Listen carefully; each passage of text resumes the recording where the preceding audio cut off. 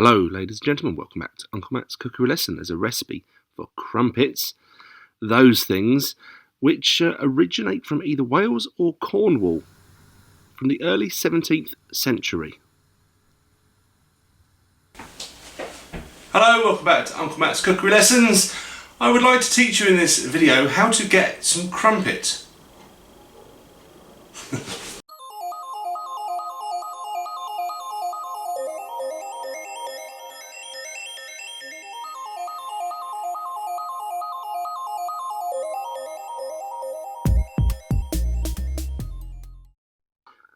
So, as I just said, it's a griddle cake, either from South Wales or Cornwall. Let them boys fight it out amongst themselves. What we really think of when we think of crumpet is carry-on movies. Sid James, Barbara Windsor, a bit of slap and tickle, a bit of hokey pokey, and it's all in good fun, isn't it?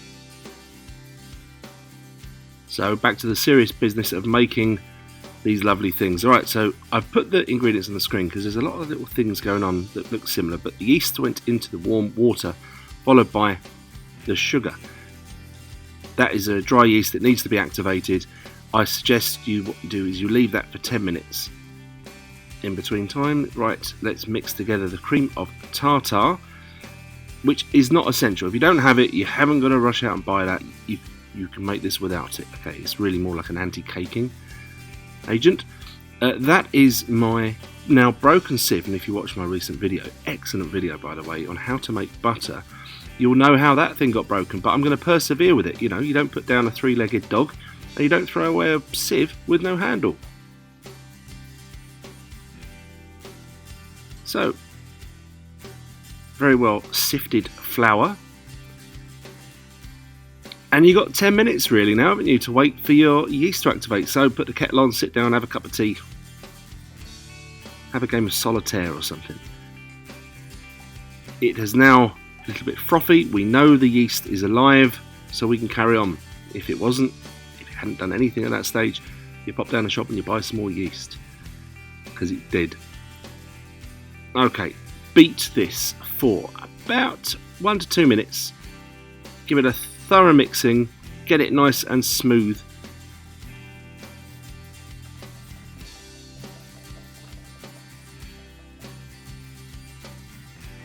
Alright, it is time now to cover that.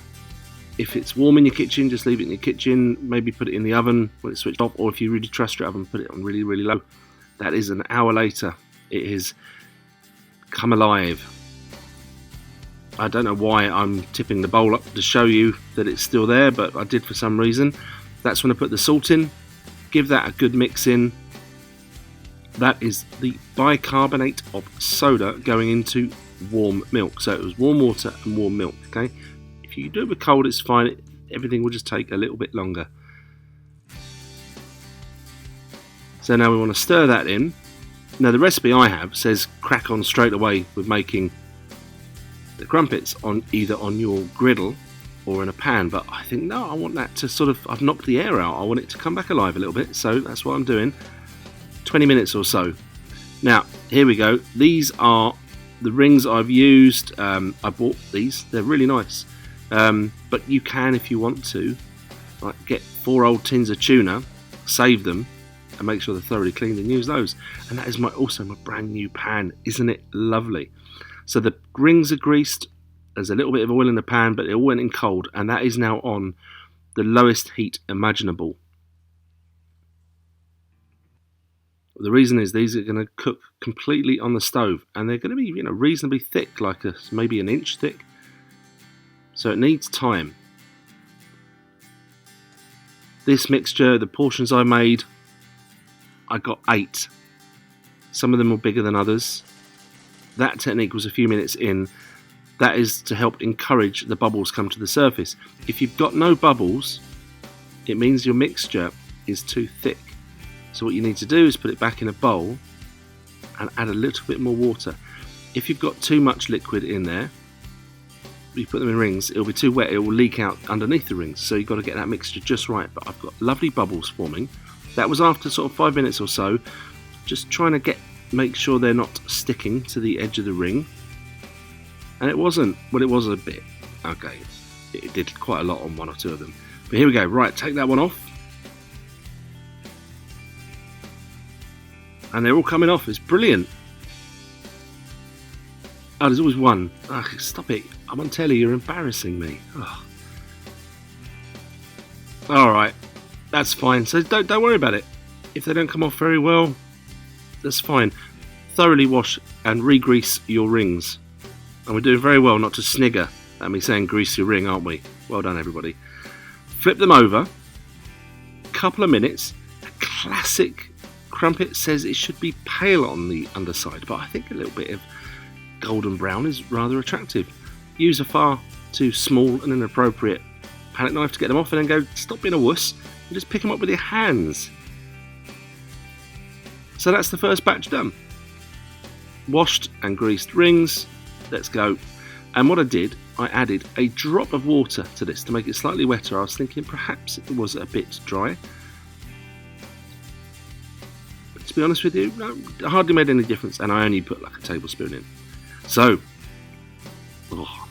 okay, hot crumpet. If you've made these the day before, you can just pop them in your toaster for a minute or so. It's absolutely fantastic.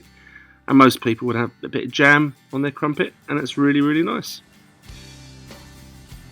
It should be a little bit crunchy on the outside, but spongy and chewy in the centre. I think the French call these esponges, which I believe just translates to sponge. You see the texture? I'm really happy with that. Shop bought ones are nice, homemade ones are more nicer. Excellent. So, thank you very much for watching Uncle Mac's Cookery Lessons. I hope you thoroughly enjoy this, find it entertaining and informative, and you're going to give these a go. Don't forget to like and subscribe.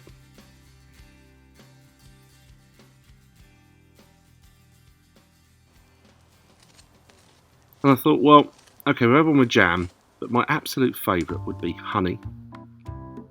And again, no apologies for this overindulgent, far too generous amount of honey drizzling and cascading all over this delicious crumpet. There are now people all over the land looking through their cupboard saying, where's the cream of tartar? I want to make crumpets.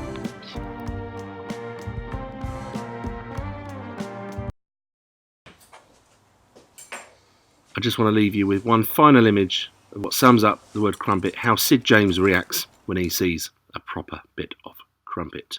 Enjoy. The late, great Sid James.